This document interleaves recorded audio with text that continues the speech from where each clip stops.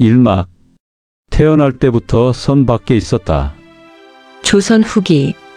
사람의 가치는 이름이 아니라 신분으로 정해지던 시절. 누군가는 태어나자마자 도련님이라 불렸고 누군가는 태어나자마자 이놈이라 불렸다. 그 소녀는 태어날 때부터 선 밖의 사람이었다. 아버지는 남의 짐을 지고 남의 발에 차이고 새벽부터 밤까지 돌아다니며 품을 팔았다. 어머니는 기와집 마루를 닦고 부엌을 치우고 남은 밥풀을 몰래 주머니에 담아왔다. 소녀는 배웠다. 배우고 싶어서가 아니라 살아남으려면 외워야 했기 때문이었다. 양반이 지나가면 길을 비켜라. 그림자 밟아도 맞는다. 눈 마주치지 마라. 말대꾸는 죽음이다. 그런데 이상했다. 소녀는 매일 맞고도 매일 굶고도 눈빛이 죽지 않았다. 어머니가 밤마다 속삭였기 때문이다. 너는 사람이다. 누가 뭐래도 사람이다. 그 말이 소년의 가슴 속에 작은 못처럼 박혔다. 그리고 훗날 그 못이 조선의 허리를 꿰뚫을 줄 그때는 아무도 몰랐다. 2막 글 대신 사람의 얼굴을 배웠다. 소년의 학교는 서당이 아니었다. 장터였다. 새벽 장터는 냄새부터가 다르다. 갓 지은 밥 냄새, 젖은 집 냄새, 말똥 냄새, 그리고 사람들의 숨이 섞인 뜨거운 냄새. 소녀는 말없이 장터를 맴돌며 사람들의 표정을 외웠다. 쌀을 파는 여인의 손, 값을 깎는 사내의 눈, 빛 독촉에 고개 숙인 장정의 어깨, 그리고 장터 한복판에서 당당히 서 있는 큰 상단의 상인들. 그들은 글을 많이 아는 것도 아니었다. 칼을 잘 쓰는 것도 아니었다. 그런데도 돈이 그들에게 모였다. 소녀는 깨달았다. 돈은 물건에서 나오지 않는다. 돈은 사람 마음에서 나온다. 사람이 불안하면 쌀을 쓸어 담는다. 사람이 기뻐하면 비단을 만진다. 사람이 겁먹으면 금속을 찾는다. 소녀는 그걸 눈으로 배웠다. 3막 동전 한 잎이 세 개가 되는 순간 13살 되던 날 장터에서 한 상인이 짐을 잃었다. 누가 훔쳐갔는지 사람들이 수군대는 순간 소녀는 조용히 움직였다. 짐을 실은 수레바퀴 자국, 진흙 묻은 발자국, 상인의 손이 떨리는 방향. 소녀는 장터 뒤편 움막 사이에서 그 짐을 찾아냈다. 상인은 놀라서 물었다. 너 어떻게 찾았느냐? 소녀는 대답하지 못했다. 천미는 말이 길면 맞는 법이니까. 상인은 잠시 망설이다. 소년의 손바닥에 동전 한 잎을 쥐어주었다. 소녀는 그날 밤 동전을 손에서 놓지 못했다. 작은 동전이었지만 그 속에는 내가 할 수 있다는 증거가 들어있었다. 소녀는 조용히 다짐했다. 나는 이 동전으로 내 운명을 산다. 사막. 모욕은 사람을 죽이기도 살리기도 한다. 소녀는 동전을 모았다. 장터 청소, 짐 나르기, 잔심부름. 하루하루 모아 작은 물건을 떼어다 팔기 시작했다. 그런데 어느 날 양반 상인의 하인이 다가왔다. 야, 이 천한 놈아. 내가 감히 장사를 해? 하인은 소년의 물건을 발로 차버렸다. 조심히 접어둔 천조각이 흙탕물에 젖었다. 소년이 손을 뻗는 순간 하인의 주먹이 날아왔다. 천한 것들은 돈맛을 보면 안 되는 법이지. 소년은 맞고 또 맞았다. 하지만 눈물은 나오지 않았다. 대신 가슴 한가운데에서 무언가가 바짝 마르는 느낌이 들었다. 그날 이후 소년은 분노로 살지 않았다. 분노는 금방 식는다. 하지만 결심은 오래간다. 소년의 결심은 그날부터 시작됐다. 5막 떠돌이 장사, 피로 쓰는 공부. 소년은 고향을 떠났다. 그곳에 남으면 평생 천한 놈으로만 살 것 같았다. 산길을 넘고 나루를 건너고 비바람 속에서도 짐을 놓지 않았다. 길 위에서 그는 배웠다. 진짜 장사는 물건을 잘 고르는 게 아니라 길을 잘 고르는 것이라는 걸. 어느 고을에는 소금이 귀했고 어느 고을에는 삼배가 잘 팔렸다. 같은 물건이라도 장터가 달라지면 값이 달라졌다. 소녀는 장터마다 사람을 관찰했고 값을 적지 못하니 머릿속에 지도를 그렸다. 그가 가진 건 천민의 몸 하나와 끈질긴 기억력뿐이었다. 하지만 그 기억력이 훗날 그를 부자로 만들었다. 육막. 큰 위기 모두 잃는 순간 몇 해가 흘렀다. 소녀는 어느새 젊은 장사꾼이 됐다. 조금씩 모은 돈으로 작은 창고도 마련했다. 비바람을 피할 공간, 자신만의 첫 둥지. 그런데 그해 여름 비가 미친 듯이 쏟아졌다. 강이 불어나고 둑이 터졌다. 하룻밤 사이 그의 창고는 물에 잠겼다. 쌓아둔 물건은 떠내려갔다. 그의 인생이 물살에 휩쓸려 사라지는 듯 했다. 사람들은 말했다. 끝났네. 천민은 천민이지. 하늘이 허락을 안 해.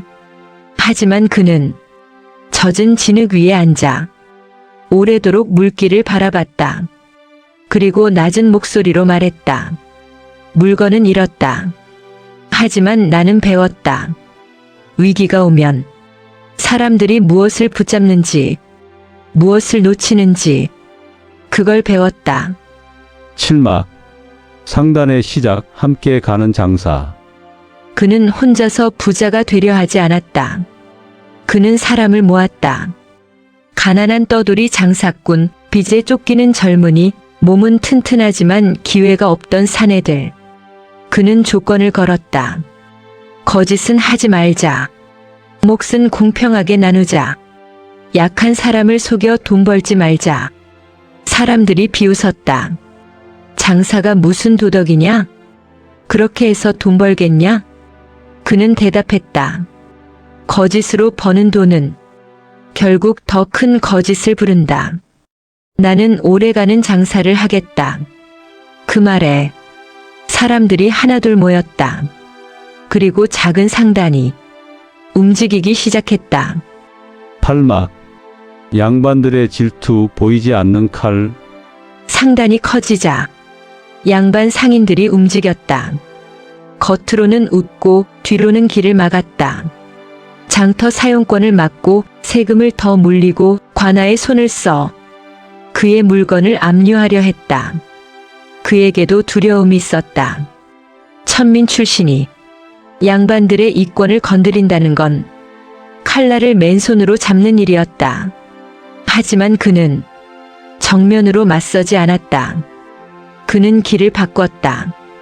장터가 아닌 마을과 마을을 잇는 골목 장사를 시작했다. 사람이 필요로 하는 곳에 먼저 들어갔다. 양반들이 지키는 성문을 피하자 오히려 더 넓은 길이 열렸다. 그는 깨달았다. 막는 자는 한 곳을 막지만 길을 찾는 자는 100곳을 연다. 구막. 흉년 부자의 시험이 시작된다. 그해 흉년이 들었다. 장터는 비어갔고 사람들의 얼굴은 누렇게 떴다. 쌀 한 되박이 금값이 되었다. 이때가 진짜 부자의 시험이다. 대부분의 상인들은 곡식을 숨겼다. 값이 더 오를 때까지 기다렸다. 하지만 그는 창고 문을 열었다. 굶는 사람에게 먼저 나눠라. 상단 사람들은 놀랐다. 대장님, 그러다 우리도 망합니다. 그는 말했다. 우리가 살자고 사람을 굶기면 그 돈이 우리를 살릴까? 그는 죽 한 그릇이라도 나눠주게 했다. 아이들에게는 곡식을, 노인들에게는 따뜻한 물을. 그날부터 사람들은 그를 돈 많은 장사꾼이 아니라 사람 살리는 장사꾼이라 불렀다. 신마. 소문은 바람이 아니라 물결이다. 선행은 조용히 퍼질 때 더 강하다. 어느 마을에서 받은 도움은 다른 마을로 흘러갔다.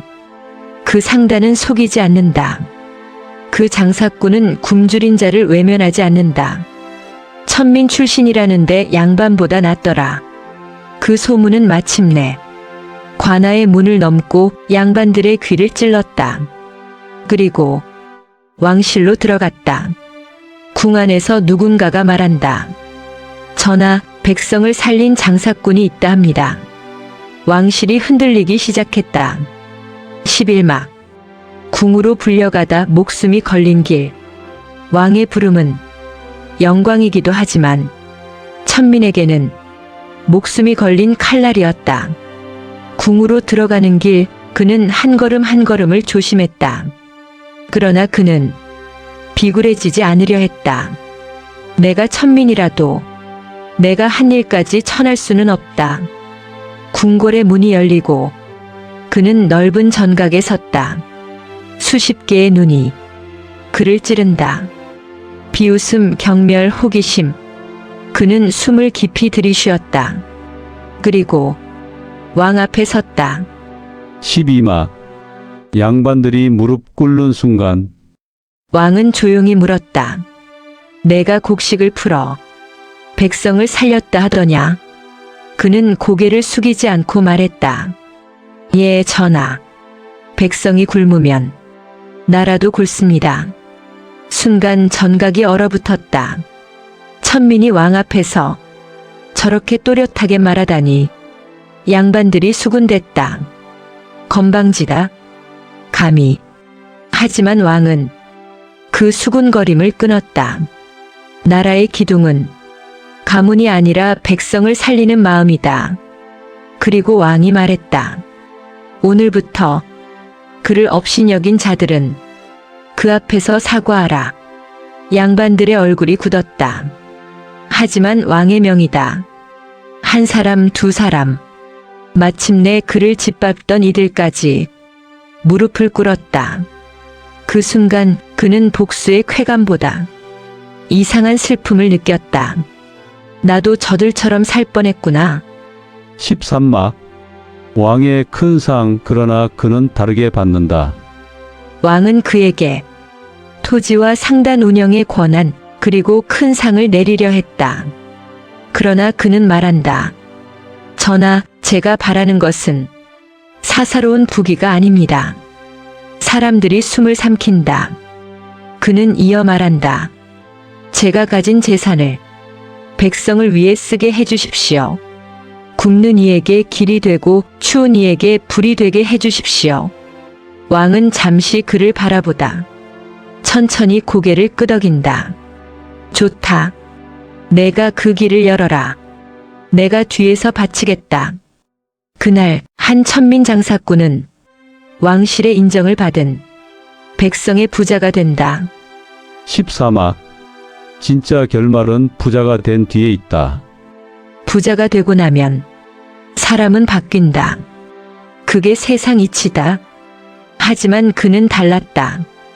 큰 집을 지을 수도 있었고 좋은 비단을 걸칠 수도 있었다. 그런데 그는 여전히 검소했다. 그가 먼저 세운 것은 기와집이 아니라 곡간이었다. 흉년이 오면 10곡간, 추위가 오면 옷 나눔, 병든 사람이 생기면 약 나눔. 그는 상단 사람들에게 말했다. 우리가 가진 건 우리만의 것이 아니다. 이 나라가 우리에게 준 길이다. 그리고 그는 어린아이들을 모아 그를 가르치는 방을 만들었다. 천민의 아이도 배울 수 있게. 사람들은 놀랐다. 저런 부자가 어디 있냐? 그는 웃지 않았다. 다만 조용히 말했다. 내가 배운 게 늦었으니 남은 아이들은 조금이라도 빨리 배우게 해야지. 15막. 남겨진 이야기, 연말의 등불. 세월이 흐르고 그의 머리카락에 희끗한 서리가 내려앉았다. 그는 어느 겨울 장터를 다시 찾는다. 처음으로 동전 한 잎을 쥐었던 그 장터. 아이들이 웃고 사람들이 물건을 사고 아궁이 연기가 하늘로 올라간다. 그는 멈춰 서서 조용히 말한다. 그때 내가 한 잎을 손에 쥐지 않았다면 나는 아직도 누군가의 발밑에 있었겠지. 그는 마지막으로 상단 사람들과 마을 사람들에게 따뜻한 곡식을 나눠준다. 그리고 그날 밤 그는 아주 조용히 눈을 감는다. 하지만 그는 죽지 않는다. 사람들의 입에서 그의 이야기가 살아남는다. 신분이 사람을 만들지 않는다. 마음이 사람을 만든다. 돈은 사람을 살릴 때 빛난다. 연말의 차가운 바람 속에서도 그 이야기만큼은 등불처럼 따뜻했다. 그리고 우리는 그 이야기 앞에서 한 번쯤 스스로에게 묻게 된다. 나는 지금 내가 가진 것을 어떻게 쓰고 있는가?